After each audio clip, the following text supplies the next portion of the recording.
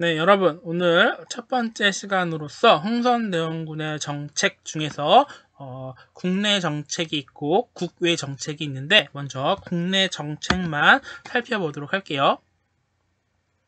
먼저 19세기 후반의 정세를 알아야 되는데 먼저 국내에서는 영조와 정조의 탕평 정치가 실패하면서 세도 정치가 나타나게 되죠. 이 세도 정치는 한 가문이 모든 권력을 독점하는 현상이었어요. 그러면서 정치 기강이 매우 문란해졌죠. 가장 먼저 문란해졌던 것은 과거제도였다고 우리가 배웠습니다. 실력이 아니라 연줄이 있는 사람만 관리가 될 수 있었고 과거에 합격할 수 있었어요. 그리고 관리가 되기 위해서는 뇌물을 바쳐야 했죠. 이렇게 뇌물을 바쳐서 관리가 된 사람은 어떻게 했을까요? 자기가 바친 것을 백성들의 수탈을 통해서 충당하려고 했겠죠. 그러면서 세 가지 세금 제도가 문란하게 운영이 되었습니다. 그것을 우리는 삼정의 문란이라고 2학년 2학기 때 배웠었어요. 이게 전정, 분정, 황곡이 있는데 이 세 가지 세금 제도를 운영하는 방법이 매우 문란하게 이루어졌었죠. 그러자 참다 못한 농민들이 봉기를 하게 되죠. 1862년에 진주 농민 봉기를 시작으로 해서 전국 70여 곳에서 72회에 걸쳐서 봉기가 일어났습니다. 그것을 임술 농민 봉기 이렇게 불렀었어요. 국외에서는 청나라하고 일본이 외부의 압력에 굴복해서 국가의 문을 여는 문호개방이라는 것을 했습니다. 청나라는 영국에 의해서 아편전쟁에서 패배하죠. 그러면서 문호개방을 했고 일본은 미국에 굴복해서 문호를 개방해야 했습니다.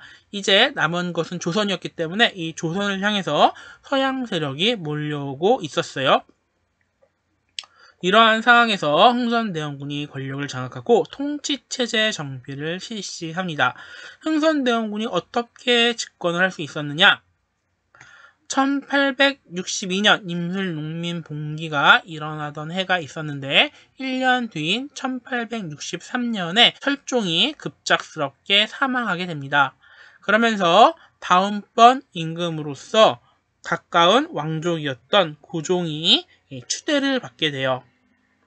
그러면서 흥선대원군이 이 고종의 생부로서 모든 권력을 장악하게 됩니다. 그러면서 대신 정치를 하게 되죠. 흥선대원군의 개혁 정치는 크게 네 가지 분야로 살펴볼 수가 있어요.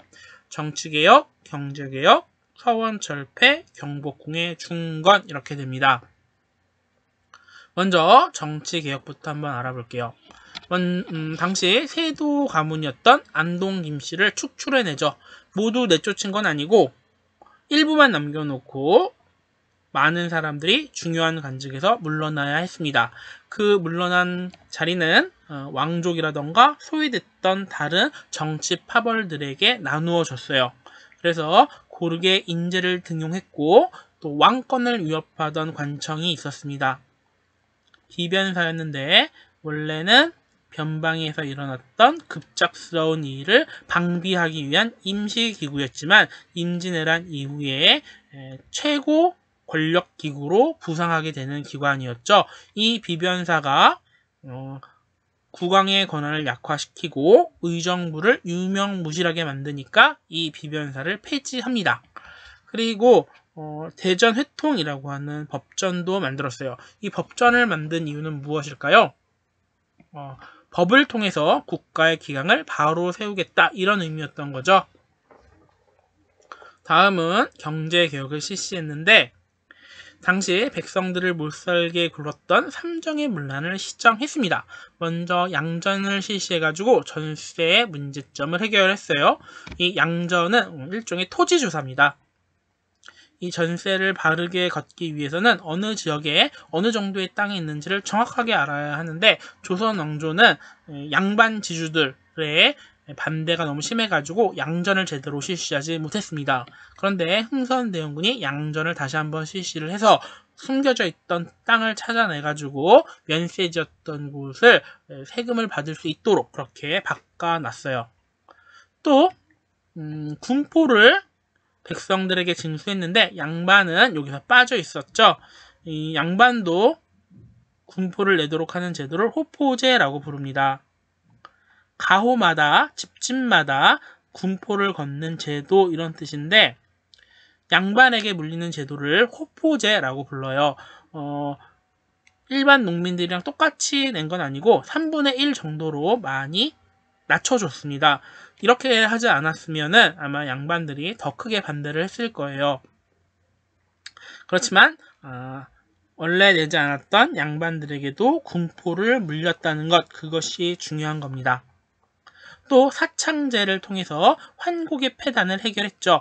이 환곡은 춘대 추납에 의해서 봄에 빌려주고 가을에 이자를 바치면서 함께 원곡을 갚도록 하는 거였는데 이게 조선 후기가 되면은 세금처럼 변하죠. 그걸 붓세화라고 하는데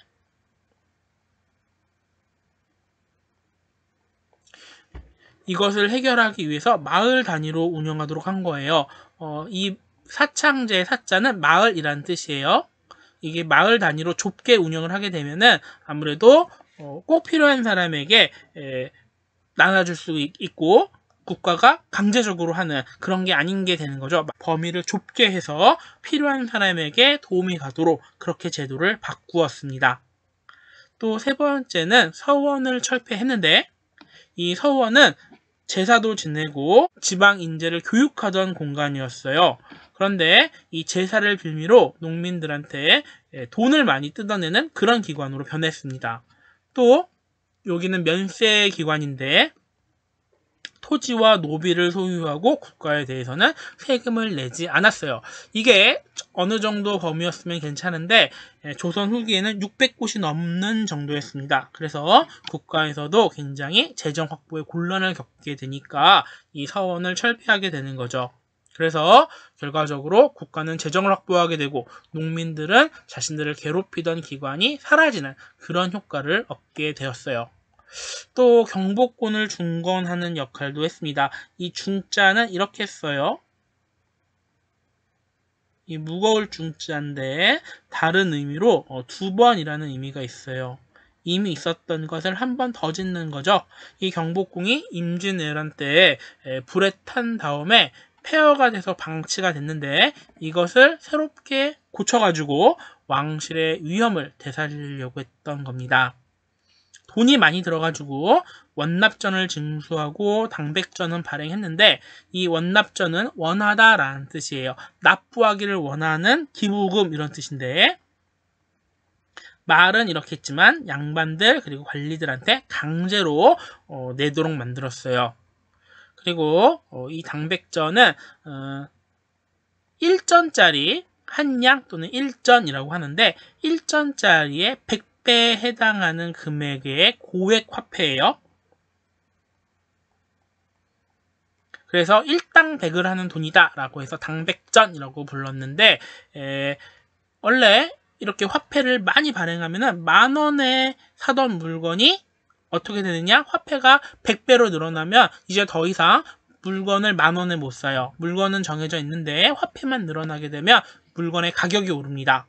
그래가지고 물건이 100배로 오르는 그런 역효과가 일어나서 경제적으로 굉장한 혼란을 일어나게 만들었습니다. 오늘은 흥선대원군의 개혁정치를 여기까지 정리하도록 하겠습니다.